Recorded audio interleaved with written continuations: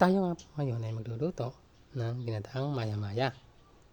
Ayun na po, nakapag-isa na po ako ng luya, bawang at sibuyas. Ayun na po, ginisa-gisa ko na po yan. Ayan po, kaya po medyo may dimlingaw po siya ng toyo at patis. Ayan po, oh.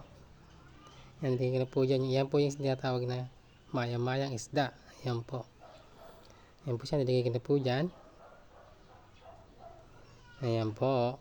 Ayan. Nilagyan ko po yan. Yan. Lalagyan po natin ng pangalawang gata. Ayan po.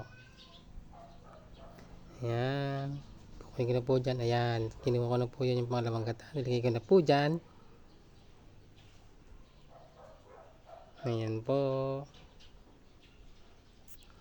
Pakulang po natin. Ayan po. May sili na po dyan. Na meron na po dyan paminta. At meron po yung pampalasa. Ayan. Nilagay ko po yung kangkong. Nakakuha ko na po yung sa aking bakura sa gilid. May mga tanim po kasi akong gulay. Ayan po yung pangalawang gata. Para po luto na siya. Ayan. Luto na po ang ginataang maya-maya. Sarap po yan. Thank you for watching. Salamat po. Paki-follow, like, and share. Thank you. Love you.